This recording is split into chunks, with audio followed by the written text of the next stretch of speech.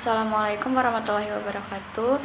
Perkenalkan, saya Ifra Azura dengan NIM A1A3258084 dari kelas R004. Di sini saya akan menjelaskan materi mata kuliah globalisasi dengan judul Global Governance dan Tata Kelola Dunia Internasional. Di era globalisasi saat ini, hubungan antar negara di dunia menjadi semakin erat. Globalisasi membuat berbagai negara saling terhubung dalam bidang ekonomi, politik, sosial, dan budaya. Hal ini didukung oleh perkembangan teknologi, komunikasi, dan transportasi yang semakin maju, sehingga pertukaran informasi, barang, dan jasa dapat dilakukan dengan cepat. Namun, globalisasi tidak hanya membawa manfaat, tetapi juga menimbulkan berbagai permasalahan global seperti krisis ekonomi, perubahan iklim, kemiskinan, dan konflik internasional. Permasalahan tersebut tidak dapat diselesaikan oleh satu negara saja, sehingga diperlukan kerjasama antar negara. Inilah yang kemudian melahirkan konsep global governance.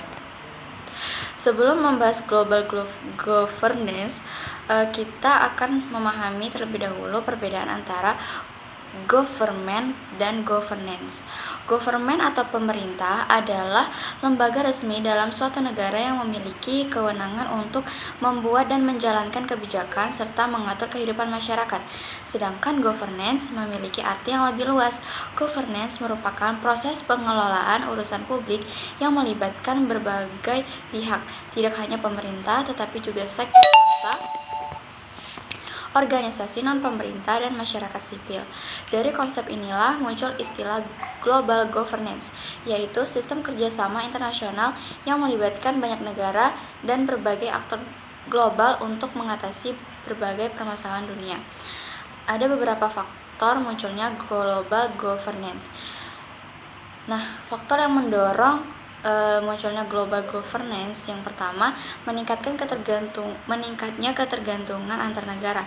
Dalam dunia yang saling terhubung, suatu peristiwa di satu negara dapat memengaruhi negara lain, seperti krisis ekonomi global. Dan yang kedua, ada perkembangan teknologi informasi dan komunikasi yang membuat informasi dapat tersebar dengan sangat cepat ke seluruh dunia. Yang ketiga, ada munculnya berbagai permasalahan global yang kompleks seperti perubahan iklim, terorisme, perdagangan ilegal, dan kemiskinan global yang membutuhkan kerjasama internasional. Selain itu, semakin besar juga peran aktor non-negara seperti perusahaan multinasional dan organisasi internasional dalam pengambilan keputusan global. Global governance sebagai solusi. Global governance menjadi mekanisme penting untuk mengoordinasikan kerjasama antar negara dalam menghadapi berbagai tantangan global. Melalui berbagai organisasi internasional dan forum global, negara-negara dapat melakukan dialog, negosiasi, serta membuat kesepakatan bersama untuk menyelesaikan berbagai masalah dunia. Selain itu, global governance juga membantu menciptakan aturan dan norma yang menjadi pedoman bagi negara-negara dalam menjalankan hubungan internasional. Namun, penerapannya tidak selalu berjalan mudah. Salah satu tantangan utama adalah perbedaan kepentingan antara negara maju dan negara berkembang.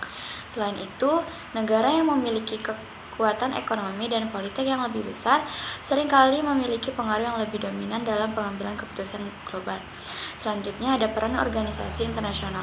Dalam sistem global governance terdapat beberapa organisasi internasional yang memiliki peran penting. Salah satunya adalah World Trade Organization atau WTO yang berperan dalam mengatur sistem perdagangan internasional agar berjalan lebih terbuka, adil, dan teratur. Selain itu, terdapat International Monetary Fund atau IMF dan Bank Dunia yang berperan dalam menjaga stabilitas ekonomi global serta membantu pembangunan di negara-negara berkembang melalui program bantuan dan pembiayaan proyek bangunan.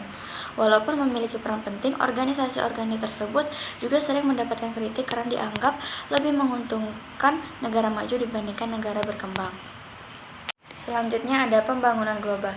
Pembangunan global merupakan upaya bersama masyarakat internasional untuk meningkatkan kesejahteraan dan kualitas hidup manusia di seluruh dunia.